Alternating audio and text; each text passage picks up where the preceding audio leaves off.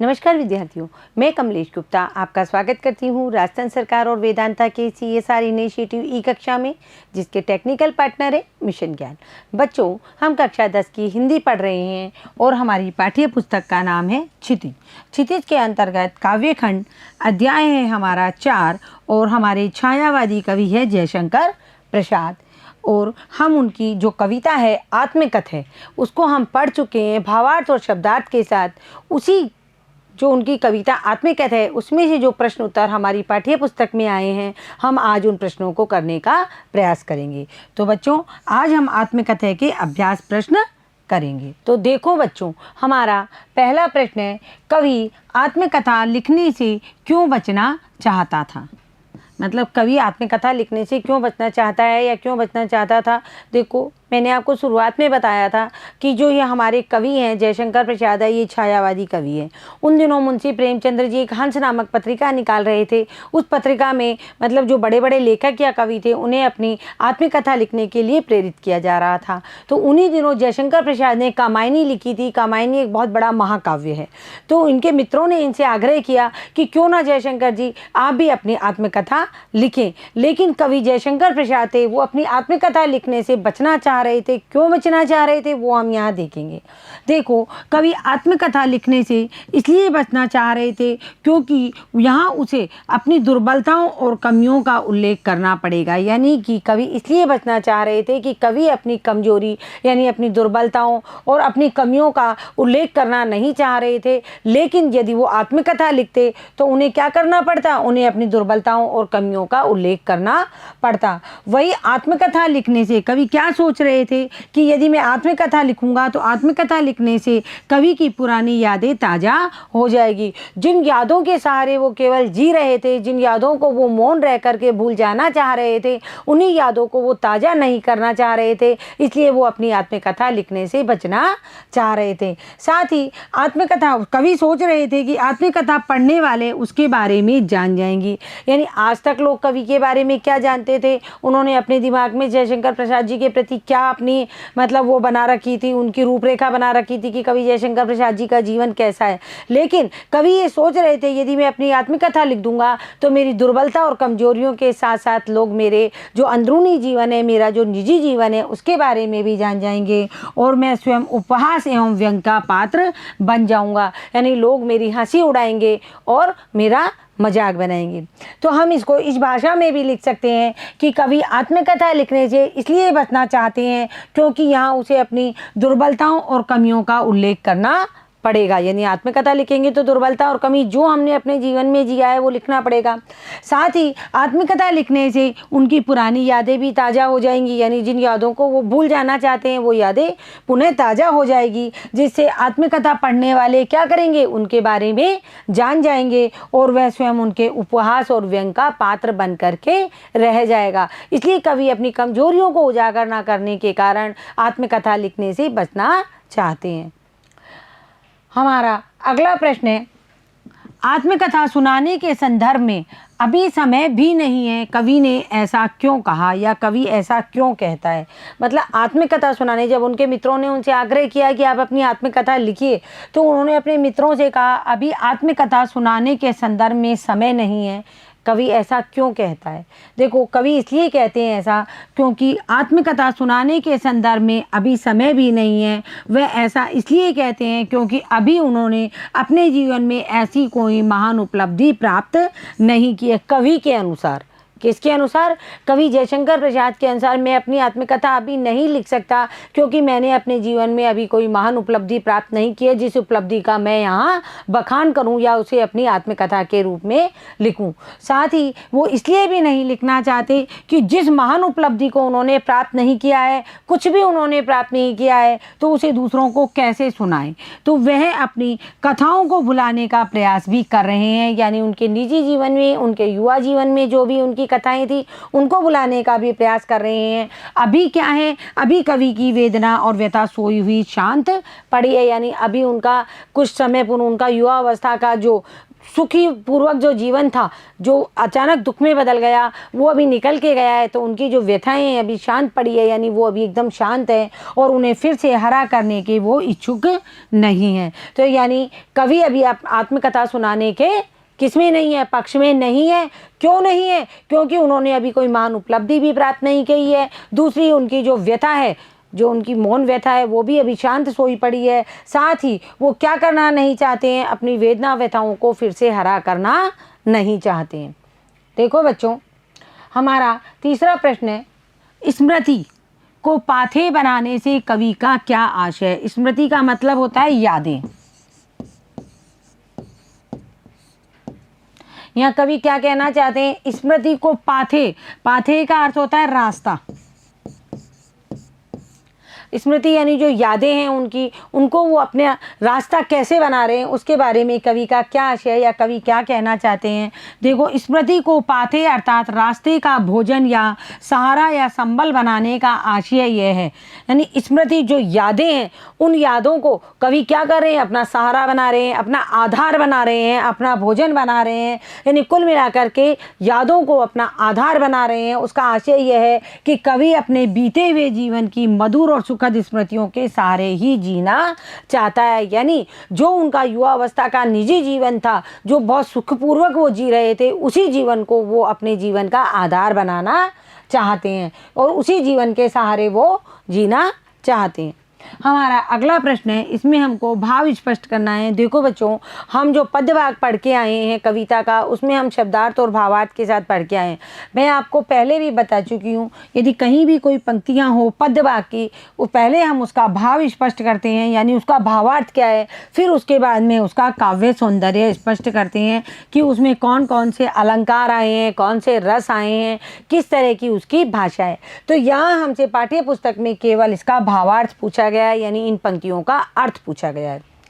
मिला कहाँ वह सुख जिसका मैं स्वप्न देखकर जाग गया, आलिंगन में आते आते मुस्कुरा कर जो भाग गया। देखो यहाँ कवि क्या कहना चाहते हैं। कवि का जो युवावस्था का जो अपना दाम्पत्य जीवन था, उस जीवन को जब वो जी रहे थे, उस जीवन के बारे में कवि ने यहाँ बताया है कि इन पंक्तियों का भाव यह है कि कवि अपने जीवन में प्रिया के प्रेम रूपी जिन सुखद क्षणों की उन्होंने प्राप्ति की आशा की थी, यानी मिला कहाँ वह सुख जिसका मैं स्वप्न देखकर जा गया, यानी वो सुखद क्षण जो अपनी वो प्रेयसी अपनी प्रेमिका के साथ जीना चाह रहे थे, उनका जब वो स्वप्न देख रहे थे तो वो स्वप्न वाला सुख उनको प्राप्त नहीं हुआ, क्योंकि वो जब स्वप्न चल रहा था सुखद स्वप्न, उसी बीच में कवि की नींद खुल गई और आलिंगन में आते आते मुस्कुरा कर जो भाग गया। यानी जो सुख उनके आलिंगन में आ रहा था, जो उनके बिल्कुल समीप आ रहा था, वो जो सुख उनके गले लगना चाह रहा था, वो सुख कवि के जागने से कवि को छोड़ करके चला गया। तो कवि क्या कहते हैं, वे सुखद क्षण उसके आलिंगन में आते आते उससे दूर हो गए, यानी उनके समीप आते आते वो सुखद क्षण उनके गले लगते लगते उनसे दूर हो गए। और इससे कवि को क्या लगा कि संसार में जो सुख की कल्पना है वो एक छलावा मात्र है। क्या है? छलावा मात्र है, यानी स्वप्न रूपी सुख है। कैसा है स्वप्न रूपी? यानी हम नींद में सोए हैं और हम उस सुख रूपी स्वप्न को देख रहे हैं और देखते देखते जब हम जाग जाते हैं तो वह हमारे लिए वो सुखद जो क्षण होते हैं वो छलावा मात्र लगते हैं। तो क्या कर रहा है वो सुखद क्षण? वह थोड़ी सी झलक दिखलाकर हमसे दूर हो जाता है। तो इन पंक्तियों का भाव ये है कि कवि अपने जीवन में कवि ने जो आशा की थी कि मुझे वो सुखद क्षण प्राप्त होंगे, वो सुखद क्षण आए कवि के पास, लेकिन जैसे ही कवि ने उन सुखद क्षणों को अपने गले लगाना चाहा, वो उसे छोड़ करके भाग गए। हम इसका अब ख पाठ देखेंगे। जिसके अरुण कपोलों की मतवाली सुंदर छाया में अनुरागिनी उषा लेती थी निज सुहाग मधुमाया में। देखो यहाँ कवि किसकी बात कर रहे हैं? कवि अपनी उस प्रेमिका की बात कर रहे हैं जिसके साथ वो सुखद जीवन जी रहे थे। तो कवि के कथन का भाव यह है कि वो दिन भी क्या दिन थे जब वो अपनी प्रेमिका या प्रिया के साथ मधुर चांदनी में बैठकर बातें करने के साथ साथ खूब खिलखिलाकर हंसा करते थे। जिसके अरुण कपूलों की, अरुण कपूलों मतलब जिसके लाल लाल गाल, अरुण का मतलब क्या होता है? अरुणामी लालिमा, यानी सूर्य की जो लालिमा होती है ना, उसको कहते हैं। तो उसके अरुण कपूलों की यानी उसके सुंदर गालों की मतवाली सुंदर छाया में बैठकर कभी उनसे खिलखिलाकर हंस हंस कर बातें किया करते थे। अनुरागनी उषा लेती थी नि सुहाग मधुमाया से, यानी उनकी जो प्रेयसी थी उनके गाल इतने सुंदर थे, इतने गुलाबी और लाल थे कि प्रातःकालीन जो उषा होती है, सूर्य होने से पहले जो लालिमा छाती है, वो लालिमा भी अपना लाल रंग कवि की प्रेमिका के गालों से लिया करती थी। तो मतलब कवि बता रहे हैं कि मेरी जो प्रेयसी थी या प्रिया थी वो बहुत सुंदर थी, मैं उसके साथ अपना सुखद जीवन व्यतीत किया करता था। और प्रिया का मनमोहक मुख सौंदर्य, यानी उनके मुख का सौंदर्य इतना अच्छा था कि उषाकालीन लालिमा से भी बढ़कर मस्त कर देने वाला था। यानी उषाकालीन जो लालिमा थी, अनुरागिनी उषा लेती थी निस्सुहाग मधुमाया से, उषाकालीन जो लालिमा थी वो भी उनकी प्रिया के गालों से वो लालिमा लिया करती थी। हमारा अगला प्रश्न है, उज्ज्वल गाथा कैसे गाऊं मधुर चांदनी रातों की, कथन के माध्यम से कवि क्या कहना चाहते हैं। देखो, कवि जयशंकर प्रसाद अपनी आत्मकथा लिख रहे हैं, वो लिखना नहीं चाहते हैं लेकिन लिख रहे हैं अपने उस निजी जीवन के बारे में जो कि बीत चुका है। तो कवि इस कथन के माध्यम से कह रहे हैं कि उज्ज्वल गाथा कैसे गाऊं, कि अपने निजी प्रेम के मधुर क्षणों को सबके सामने कहने के लिए मैं कैसे लाऊं। यानी जो अपने क्षण होते हैं अपने जीवन के, वो सबके सामने कहने के लिए नहीं होते, वो हमारे अपने स्वयं के निजी क्षण होते हैं। तो क्योंकि वो मधुर क्षण होते हैं, इसलिए कवि कह रहे हैं कि दाम्पत्य प्रेम की कहानी व्यक्ति की निजी संपत्ति होती है। दाम्पत्य प्रेम यानी पति और पत्नी का जो जीवन होता है वो उनका अपना निजी जीवन होता है, उसमें कभी तीसरे का हस्तक्षेप नहीं होना चाहिए। और यदि कवि अपनी आत्मकथा के रूप में उनको सामने लाता है अपने दाम्पत्य जीवन को, तो यह कवि को कुछ अच्छा नहीं लग रहा है। इसलिए कवि अपनी आत्मकथा में उन क्षणों के बारे में कुछ लिखना अनावश्यक समझता है। यानी कि आत्मकथा जब लिखी जाती है तो कब से लिखी जाती है, जब से इंसान को समझ आने लगती है कि मैं भी एक जीव हूँ, तब से लेकर के और तब तक वो जीवित चल रहा है, तब तक कि जो हमारे जीवन में घटनाएं घटी है उनको लिखा जाता है। तो उसमें निजी जीवन की घटनाएं भी आ जाती है। लेकिन कवि क्या कह रहे हैं, कवि कह रहे हैं मैं अपने निजी दाम्पत्य जीवन की घटनाओं को लिखना पसंद नहीं कर रहा हूँ और ना ही लिखना चाहता हूँ, लेकिन मुझे वो यहाँ अपनी आत्मकथा में लिखनी होगी। वैसे भी क्या है, कवि का जो दाम्पत्य जीवन था वो पूरी तरह सफल नहीं रह पाया था। देखो बच्चों, मैं आपको हर प्रश्न को समझा करके बता रही हूँ। जो भाषा यहाँ लिखी हुई है आपको उस भाषा में उत्तर लिखना है। मेरा समझाने का जो तरीका है वो अलग हो जाएगा थोड़ा सा, मैं केवल समझा रही हूँ, लेकिन आपको भाषा केवल ये लिखनी है अगर परीक्षा में ये प्रश्न आता है तो। देखो, कवि इस कथन के माध्यम से, क्या कथन है, उज्ज्वल गाथा कैसे गाऊं मधुर चांदनी रातों की। तो कवि इस कथन के माध्यम से यह कहना चाहता है कि निजी प्रेम के मधुर क्षण सबके सामने कहने के लिए नहीं होते हैं। ये लाइन आपको अच्छे से समझ में आ गई, क्योंकि दाम्पत्य प्रेम की कहानी, दाम्पत्य का अर्थ मैंने आपको बताया पति पत्नी का जीवन, कहानी व्यक्ति की एक निजी संपत्ति होती है, उसमें किसी तीसरे का हस्तक्षेप नहीं होना चाहिए। इसलिए आत्मकथा में उन क्षणों के बारे में कवि के अनुसार कुछ भी लिखना अनावश्यक है। अतः वैसे भी कवि का दाम्पत्य जीवन पूरी तरह सफल नहीं रहा, इसलिए कवि अपने उन क्षणों को आत्मकथा में लिखना नहीं चाहता है। हमारा अगला प्रश्न है, आत्मकथ्य कविता की काव्य भाषा की विशेषताएं उदाहरण सहित लिखिए। मैंने आपको बताया, पहले हम पंक्तियों को शब्दार्थ और भावार्थ के साथ पढ़ते हैं, यानी पंक्तियों का भाव समझते हैं, और फिर हम देखते हैं कि इसमें क्या क्या काव्यगत विशेषताएं आई है। काव्यगत विशेषताएं जैसे इसकी भाषा कैसी है, शैली कैसी है, अलंकार कौन से आए हैं, रस कौन सा आया है, और भाषा की योजना कौन सी बन पड़ी है, ये सब होती है काव्यगत विशेषताएं। तो हम जो हमारी आत्मकथा कविता है जो कि जयशंकर प्रसाद जी द्वारा रचित है, उसमें काव्य की कौन कौन सी विशेषता आई है उनको हम देखेंगे। देखो, सबसे पहले कविता की भाषा कैसी है, शुद्ध है, साहित्यिक है और खड़ी बोली है, यानी ब्रज भाषा और अवधी भाषा का इसमें कोई प्रयोग नहीं हुआ है। आप जब देखो उज्ज्वल गाथा कैसे गाऊं, बिल्कुल साफ साफ खड़ी बोली के शब्द लिखे गए हैं, साथ ही तत्सम शब्दों की प्रधानता है, एक भी शब्द इसमें तद्भव का नहीं आया है। तत्सम शब्द वो शब्द होते हैं जो कि खड़ी बोली के शब्द होते हैं, जैसे इस गंभीर अनंत नीलिमा में असंख्य जीवन इतिहास। अब आप ये सारे शब्द देखो, इस गंभीर अनंत नीलिमा असंख्य जीवन और इतिहास, ये सारे शब्द कैसे शब्द हैं, ये सारे शब्द तत्सम शब्द हैं। दूसरा देखो, कविता में संकेतों और प्रतीकों के माध्यम से भावों की सशक्त अभिव्यक्ति हुई है, यानी भावों की जो अभिव्यक्ति हुई है संकेतों के माध्यम से और प्रतीकों के माध्यम से हुई है। जैसे गालों की लालिमा किससे बताई? जो प्रातःकालीन उषा होती है उससे गालों की लालिमा को प्रतीक किया है, संकेत दिया है, नहीं दिया है? जैसे तुम सुनकर सुख पाओगे, देखोगे यह गागर रीति। गागर रीति का मतलब क्या संकेत दिया है? यानी खाली जीवन। क्या संकेत है? खाली जीवन का। ये प्रतीक है गागर जीवन का, रीति खाली।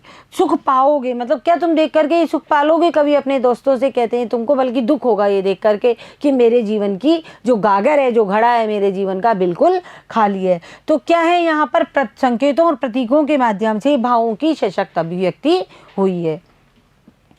अब आप अगला देखो, कविता की भाषा में छायावादी शैली का प्रयोग किया गया है। मैं आपको पहले ही बता चुकी हूँ कि कवि छायावादी जो कविताएं थी उसके प्रमुख स्तंभ थे। उज्ज्वल गाथा कैसे गाऊं, ये छायावादी शैली है। देखो, उज्ज्वल गाथा कैसे गाऊं मधुर चांदनी रातों की, यानी जो सुंदर वाली चांदनी रात थी उनकी मैं उज्ज्वल गाथा, उज्ज्वल यानी इतनी सफ़ेद सुंदर जो गाथाएं हैं, बिल्कुल जो निष्कलंक गाथा है, उनको मैं कैसे गाऊं। अगला है प्राकृतिक उपमानों का। प्राकृतिक उपमानों का बहुलता से प्रयोग किया गया है। जैसे पत्तियाँ, नीलिमा, चांदनी रात, उषाकालीन लालिमा, ये सब क्या है? ये प्राकृतिक उपमान है। अलंकारों का सहज प्रयोग भी बहुत सुंदर है। जैसे मेरी मौन, मेरी मौन में क्या है? अनुप्रास अलंकार है। क्यों? क्योंकि मैं शब्द की, मैं वर्ण की यहाँ आवृत्ति हुई है। थकी सोई है मेरी मौन व्यथा, यानी मौन व्यथा, मौन व्यथा कैसे सोई है? थक करके सोई है। मौन व्यथा कभी थक करके सोती है? नहीं सोती है। यानी आदमी जब थक जाता है तो वो चुपचाप सो जाता है। तो कौन सा अलंकार है? मानवीकरण अलंकार है। अरे सरलता तेरी हंसी उड़ाऊं मैं, इसमें भी मानवीकरण अलंकार है। यानी सरलता, यानी जीवन का जो सहज सरल जीवन है उसको यहाँ सरलता से इंगित किया गया है। यहाँ भी मानवीकरण अलंकार है कि सरलता की कभी हंसी उड़ सकती नहीं है, यानी जीवन की सरलता की हंसी उड़ सकती है, इसलिए यहाँ सरलता का मानवीकरण अलंकार किया गया है। आगे देखो आप, 7वां प्रश्न है, कवि ने जो सुख का स्वप्न देखा था उसे कविता में किस रूप में अभिव्यक्त किया है? कौन से सुख का स्वप्न देखा था? कि वो अपनी प्रेयसी से किस प्रकार खिलखिलाकर बातें कर रहे हैं, कैसे मधुर चांदनी में बैठे हैं, उनकी प्रेयसी कितनी सुंदर है, उसका यहाँ हम वर्णन करेंगे। और कैसे कवि जब उस स्वप्न को देख रहा था या अपना जीवन जी रहा था तो कैसे मतलब सुख उसके करीब में आया उनके, और उनको गले लगाते लगाते उनको छोड़ करके मुस्कुरा करके चला गया। अब देखो, मिला कहाँ वह सुख जिसका मैं स्वप्न देखकर जाग गया, आलिंगन में आते आते मुस्कुरा कर जो भाग गया, जिसके अरुण कपोलों की मतवाली सुंदर छाया में अनुरागिनी उषा लेती थी निज सुहाग मधु माया में। यानी कवि ने ये वाला स्वप्न अपनी कविता में अपने भावों के अनुसार इस प्रकार व्यक्त किया है। कैसे? देखो, कवि ने अपनी प्रेमिका को आलिंगन में लेने का सुख देखा था, यानी वो अपनी प्रेमिका को गले लगाने वाले ही थे, जो कि वो सुख जो आलिंगन में आते आते उससे दूर भाग गया। यानी कि उनकी जो प्रेमिका थी या उनकी जो प्रेयसी उनके साथ रह रही थी उनके दाम्पत्य जीवन में, वो उन्हें छोड़ करके चली गई। तो कवि कह रहे हैं कि वो मेरे जो सुख था उनके साथ रहने का, वो मेरे आलिंगन में यानी मेरे समीप आते आते मुस्कुरा करके मुझसे दूर चला गया। और वो उन मधुर चांदनी रातों की बातें कर रहे हैं जिसमें वो अपनी प्रेयसी के साथ प्रेम भरी बातें करते थे और वो आपस में खिलखिला करके हंसते थे। तो कवि क्या कह रहे हैं कि उनकी जो प्रिया के गालों की लालिमा है वो कैसी है? वो है उषाकालीन लालिमा से भी सुंदर प्रतीत हो रही है। तो ये कवि का कौन सा स्वप्न है? वो सुख का स्वप्न है जिसे कविता में कवि ने व्यक्त किया है कि मेरी प्रेयसी थी या मेरी प्रेमिका जो मेरे लिए एक सुख का अनुभव थी, वो मेरे समीप आते आते और मुझे आलिंगन करते करते मुस्कुराकर दूर चली गई। उन्हीं प्रेमिका के साथ बैठ कर के मैं मधुर चांदनी रातों में खिलखिलाकर हंसकर बातें किया करता था और उनके गालों की लालिमा उषाकालीन लालिमा से भी बहुत सुंदर थी। तो यहाँ कवि ने जो सुख का स्वप्न देखा उसे कविता में इस रूप में अभिव्यक्त किया है। तो देखो बच्चों, हमारा जो ये जयशंकर प्रसाद जी का पाठ है अध्याय 4 और उनकी कविता आत्मकथ है, आज हमने भावार्थ, शब्दार्थ और इसके साथ ही अभ्यास प्रश्न के साथ में ही पूर्ण कर लिया है। बच्चों, आप इसको सप्रसंग व्याख्या को पढ़िए, साथ ही उसकी विशेषता देखिए एवं इन अभ्यास प्रश्नों को लिखकर याद करने का प्रयास कीजिए। बच्चों, इसमें 2 रचना और अभिव्यक्ति के प्रश्न हैं। मैं इससे पूर्व 2 प्रश्न आपको पिछले पार्ट में समझा चुकी हूँ। रचना और अभिव्यक्ति के जितने भी प्रश्न होते हैं बच्चों, आपको अपने शब्दों में लिखने होते हैं। उन्हें आप अपने शब्दों में लिखने का प्रयास भी कीजिए इन उत्तरों के माध्यम से। ये जो उत्तर मैंने बताए हैं आपको प्रश्नों के, यानी जो मैंने आपको इनका अर्थ बताया, इन अर्थों के माध्यम से या इन आंसर्स के माध्यम से आप अपने आप रचना और अभिव्यक्ति के प्रश्न लिखने का प्रयास कीजिए, क्योंकि उन प्रश्नों में केवल आपके भावों को ही अभिव्यक्त किया जाना है। धन्यवाद बच्चों।